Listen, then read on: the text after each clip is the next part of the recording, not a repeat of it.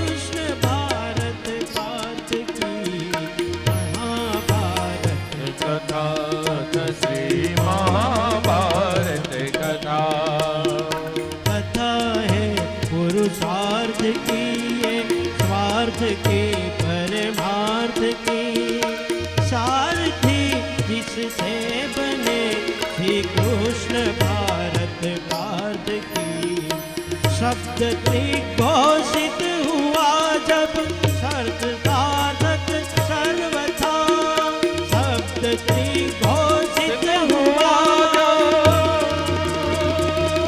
यदा यदा धर्मस्य ग्लानिर्भवति भारत अभ्युत्थानमधर्मस्य तदात्मानं सृजाम्यहम् धर्म संस्थापनाय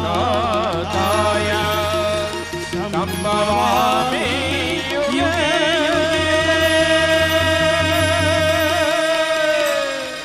भारत की ये कहानी सदियों से पुरानी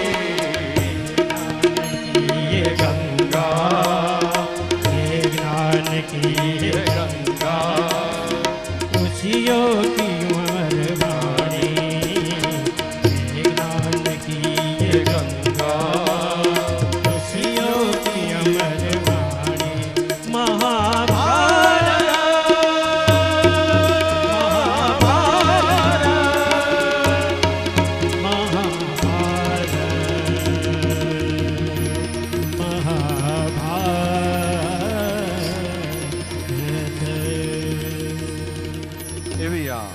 કથા એ જ્યારે આવતું ત્યારે કહેતું મેં સમય હું મેં સમય હું. આજ શ્રીમદ ભાગવતજીમાં ભાગવતજીનો પ્રારંભ થઈ રહ્યો છે. પ્રથમ સ્કંદ પેલી કથા તો કઈ દુર્યોધન અને ભીમની વચ્ચે જે ગદા યુદ્ધ થયું હતું ત્યાંથી પ્રારંભ થઈ રહ્યો છે. એક દિવસ બે દિવસ એમ થતા ગયા. આ તરફ દુર્યોધન એક પછી એક ભીમસેનને મારતો જાય. ભીમસેન પણ કષ્ટ અનુભવતો. એને એકવાર દ્વારકાધીશને કહ્યું કે હે દ્વારકાધીશ, તમે મને દુર્યોધનને જીતવાનો ઉપાય તો બતાવો, તમે મને કોઈ રસ્તો તો બતાવો. ભીમસેન દોડતો આવતો અને કહેતો, હે કનૈયા, મને એને મારવાનો ઉપાય તો બતાવો. મને ખબર નથી પડતી. મને એમ હતું કે મારાથી બળિયો કોઈ નથી.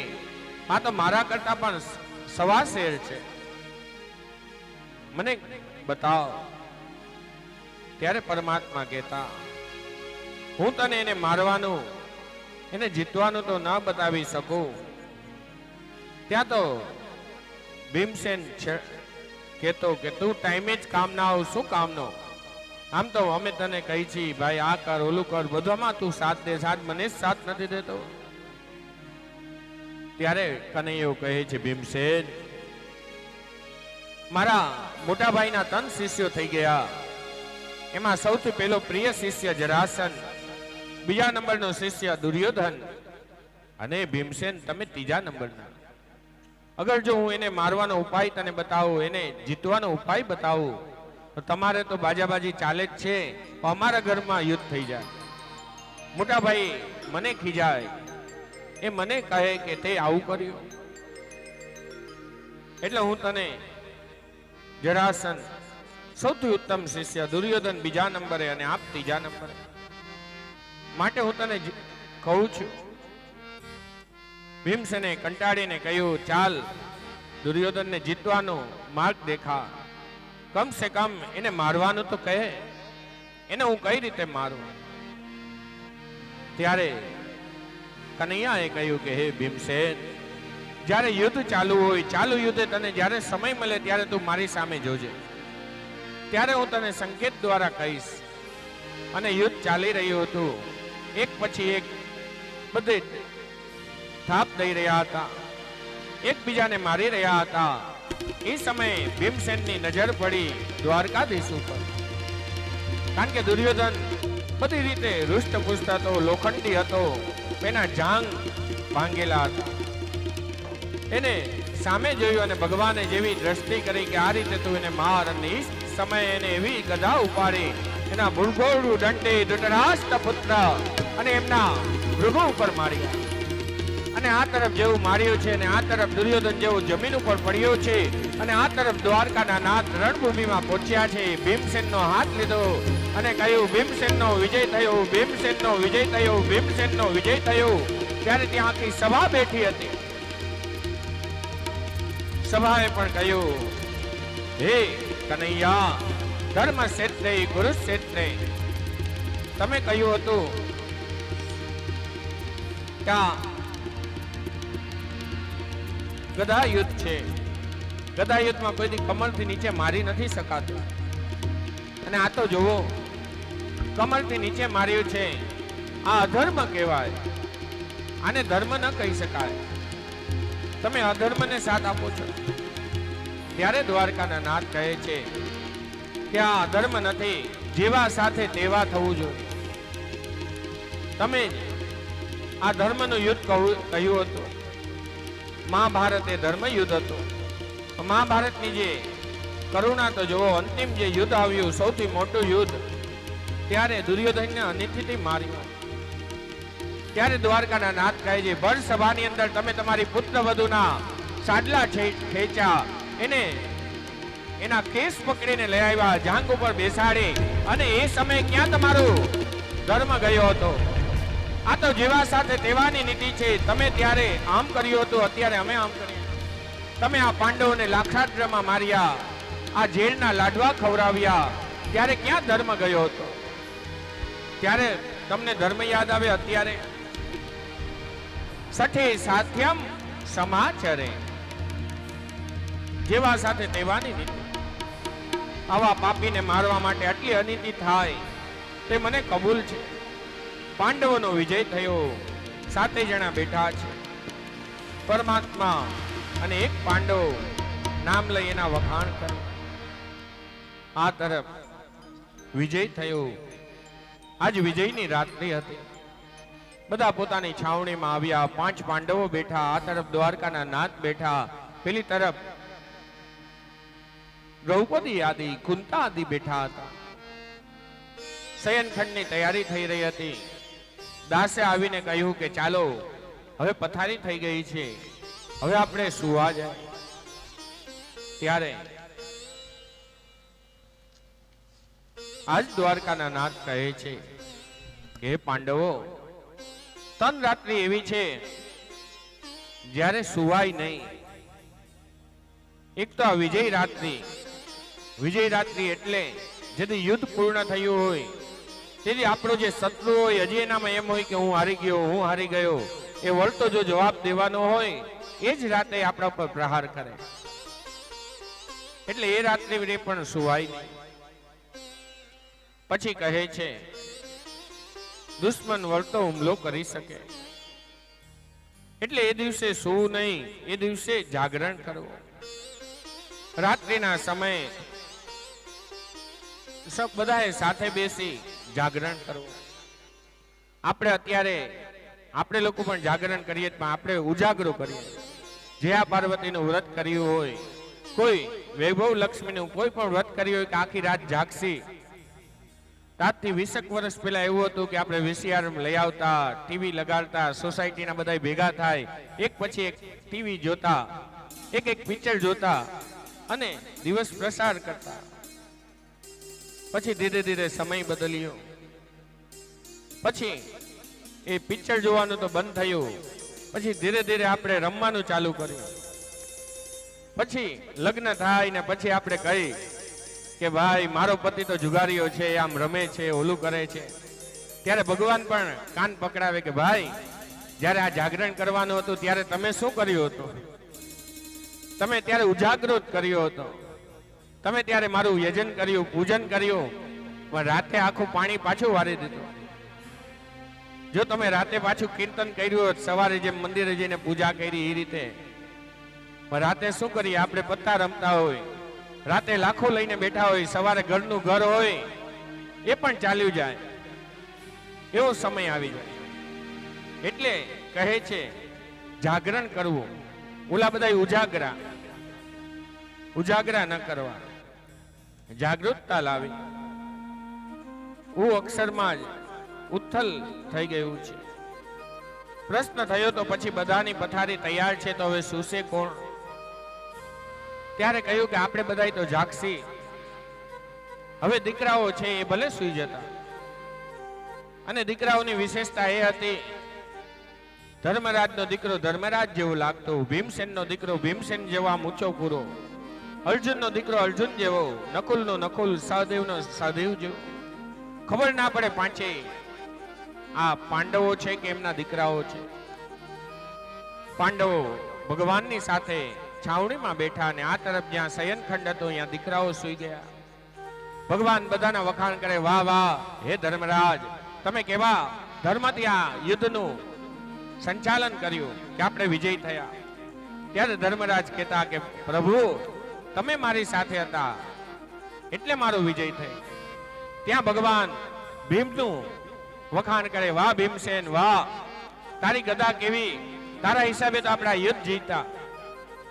અર્જુનના વખાણ કરે. અને પેલી તરફ જે યુદ્ધ ભૂમિ હતી ત્યાં અશ્વસ્થામાં અશ્વ ઉપર બેસીને જઈ રહ્યો હતો. રસ્તામાં ઘણી બધા મૃતદેહો પડ્યા હતા. એની વચ્ચેને હુંકાર, એક રોવાનો અવાજ આવી રહ્યો હતો. ત્યારે એના કર્ણમાં, કાનમાં એ શબ્દો સંભળાણા અને એને મનમાં થયું કે આ કોઈ મારું નજીકનું છે, આ ઓળખીતો અવાજ છે, આ જાણીતો અવાજ છે.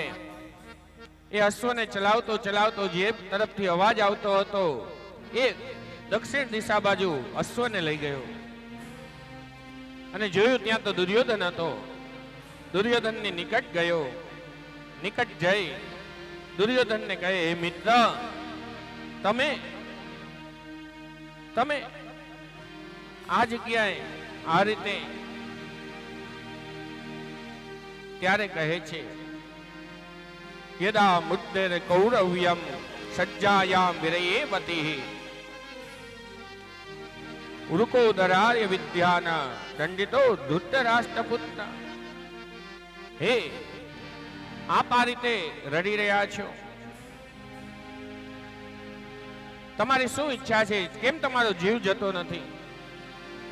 ત્યારે દુર્યોધને કહ્યું, ભાઈ, હું જન્મ્યો ત્યારે પણ એક જ ઈચ્છા હતી, અત્યારે મૃત્યુના આસન ઉપર પહોંચ્યો છું ત્યારે પણ મારી એક જ ઈચ્છા છે. ત્યારે અસ્વસ્થતામાં કહે, કહો કહો તમારી શું ઈચ્છા છે?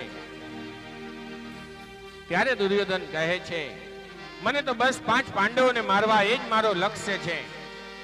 આ તરફ અસ્વસ્થતામાં પણ ઉભો થાય, હે દુર્યોધન એમાં શું તમે વિચાર કરો છો? હું હમણાં જાઉં ને 5 પાંડવોના માથા કાપીને લઈ આવું. એનાથી પ્રતિજ્ઞા તો થઈ ગઈ, ત્યાંથી ઉભો પણ થયો, પણ અસ્વસ્થતામાં પછી વિચારે કે આનો પાંડવોના માથા ઉતરવા જતા જતા મારા પિતા પણ વીરગતિને પામી ગયા, એ પણ મૃત્યુશૈયા ઉપર ગયા, અને આજ મારાથી બોલાઈ ગયું. પણ ચાલો મેં પ્રતિજ્ઞા કરી છે, એ પાંડવોની છાવણી તરફ જાય. હવે યુદ્ધનું વિશ્રાંતિ હતી, કોઈ રોકટોક હતી નહીં, કાને આવવાનું આને નહીં આવવાનું. એ જ સમયે આજ અસ્વસ્થતામાં પાંડવોની શિબિરમાં પહોંચ્યા. આ તરફ એક તરફ જોયું તો દૂરથી 5 પાંડવો અને દ્વારકાના નાથ બેઠા છે. અસ્વસ્થતામાં મનમાં વિચારે, આમાંથી તો મારે એનો વાર પણ વાંકો ના વારી શકું. આગળ જઈ રહ્યો હતો, ત્યાંને છાવણી બતાણી અને 5 દીકરાઓ સુતેલા જોયા. અસ્વસ્થતામાં એક પલનો પણ વિચાર નથી કરતો. એ જ સમય એનાથી નજીક જાય અને એક દ્રષ્ટાંત પણ છે, કાગ અકુલ ન્યાય. આ તરફ વિજય રાત્રિ હતી, ઓલા લોકો ઓલી તરફ હતા, સૈયામાં એ છોકરાઓ સૂતા હતા, અને આ તરફ અસ્વસ્થતામાં આવ્યો છે. 5 પાંડવોના દીકરાઓ સૂતા હતા, એક પછી એક પાંડવોના દીકરાઓના મસ્તક છેદન કર્યા છે, 5ને એક હાથમાં લીધા છે અને પહોંચ્યા છે યુદ્ધ ભૂમિમાં. પેલી તરફ લો લાવ્યો, ત્યાં તો દુર્યોધન પણ એકવાર તો આમ ઊભો થઈ ગયો, અને આ તરફ અસ્વસ્થતામાં જે દીકરાઓના માથા લઈને આવ્યો હતો એ થોડા દૂર રાખ્યા, કારણ કે એને મનમાં બીક હતી, આ દુર્યોધનથી નજીક જશે, દુર્યોધન તરત ઓળખી જશે, એટલે દૂર રાખ્યા. આછું બતાતું હોય. એ સમયે દુર્યોધને એક જ દ્રષ્ટિમાં એને જોઈ લીધા અને અસ્વસ્થતામાં કહે છે, અસ્વસ્થતામાં અહીંયા. અસ્વસ્થતામાં બોલાવ્યો, એનું ગળું પકડ્યું છે. એ અસ્વસ્થતામાં સાચું બોલ, આ કોના દીકરાને લાવ્યો છે? આ પાંડવો નથી લાગતા. સાચું કે આ કોણ છે? સાચું બોલ, નહીં તો હું તને મારી નાખીશ. એક બ્રહ્મ હત્યા ઓર સહી. આટલાને માર્યા તો એમાં એક બ્રાહ્મણના દીકરાને મારી નાખું, તેમાં મને કઈ પાપ પડે નહીં. વિચાર ન કર્યો, એનું ગળું પકડ્યું અને આ તરફ અસ્વસ્થતામાં પણ બોલી ગયો, હે દુર્યોધન, હું ત્યાં ગયો, દ્વારકાના નાથ બેઠા હતા, હું ક્યાંથી એને મારી શકું? હું એના 5 દીકરા સૂતા હતા, એને પકડીને એના માથા કાપીને લાવ્યો છું. એ સમયે દુર્યોધને કહ્યું કે હે અસ્વસ્થતામાં, બ્રાહ્મણ પુત્ર, બ્રાહ્મણના દીકરા છો એટલે ભૂલ કરી ગયા. અમે ક્ષત્રિયો છીએ, ભાઈના વેર હોય, પણ અમે હમણાં દીકરો આવે, અમારો ભત્રીજો આવે તો એને તો અમે આશીર્વાદ જ દઈ. સતમ જીવેમાં શરદઃ સતમ શેણુયામ શરદઃ, અને તમે એને મારી નાખ્યા. અમારી પાછળ પિંડદાન દેવા વાળું, અમારી પાછળ પિતૃઓને જલ પાવા વાળું તમે કોઈ રહેવા ન દીધું. તમે આવું શેણ પ્રાપ્ત કર્યું. અને દુર્યોધનને આશીર્વાદ હતા, શોક અને હર્ષ બે ભેગા થાય તો જ એનું મૃત્યુ થાય. આ માથા લઈને આવ્યો ત્યારે એને હર્ષ થયો હતો, આનંદ થયો હતો મનમાં, અને બીજા જ પલમાં એને દુઃખ થયું, અને એ જ સમયે એનો જીવ નીકળી ગયો. અને પેલી તરફ પ્રાતઃકાલનો સમય થયો છે. દ્રૌપદી આદિ જાગરણ પૂર્ણ કરી ઉભા થયા છે, પોતાના દીકરાઓના શયનખંડમાં જાય, એકની રજાઈ આમ ઉપાડતી જાય. વાહ વાહ, ચાલો, સોનાનો સૂરજ ઉગ્યો છે. આ બાલાર સૂર્યના કિરણો આ ધરા ઉપર ધરી રહ્યા છે, સોનાનો સૂરજ ઉગ્યો છે. ચાલ દીકરા ઉભો થા, ચાલ દીકરા ઉભો થા. ત્યાં તો એકની રજાઈ ઉપાડતી જાય. ધર વગરનું એ પડ્યું હતું, માથા વગરનું ધર, ત્યાં તો આના મોઢામાંથી ચીસ નીકળી ગઈ. અને ચીસ નીકળી ત્યાં તો દ્વારકાના નાથ 5 પાંડવો એ પણ દોડતા આવ્યા, દ્રૌપદીની નજીક આવ્યા. ત્યાં તો અર્જુને ઉપવસ્ત્ર લીધું, દ્રૌપદીના મોઢામાં ભરાવી દીધું કે હે દ્રૌપદી, તું રો નહીં. એકવાર તું રોઈ હતી ત્યારે આ મહાભારતનું યુદ્ધ થઈ ગયું, અને હવે તું જો બીજી વાર રોઈશ તો હવે અમે કોને મારશે? હવે અમે શું કરશે? હે દ્રૌપદી, તું શાંત થા. 5 દીકરાના માથા વગરના ધડ જોઈ આ દ્રૌપદી પણ ત્યાં રુદન કરી રહી હતી. અને અર્જુન પ્રતિજ્ઞા કરે કે હે દ્રૌપદી, જ્યાં સુધી આપણા 5 દીકરાના મસ્તકોને છેદન કરનારાને હું ન લઈ આવું, એના લહુથી તારા તને સ્નાન ન કરાવું, ત્યાં સુધી હું પાછો નહીં આવું. આ તરફ દ્વારકાના નાથ એક તરફ ખૂણામાં ઊભા છે, અને આ તરફ અર્જુન પાછો રથમાં પહોંચ્યો. રથના ઉપર બેસી રહ્યો છે, પોતે રથ ચલાવવાની કોશિશ કરે. પછી એને યાદ આવ્યો, મને એ પણ નથી ખબર કે મારા દીકરાઓને મારનારો કોણ છે, મારા દીકરાને હણનારો કોણ છે, અને એ કઈ દિશામાં છે, સત્તુ કોણ છે, એને હું જાણતો નથી. એ સમયે એને દ્વારકાધીશ પાસે ગયા, દ્વારકાધીશજીને વંદના કરી.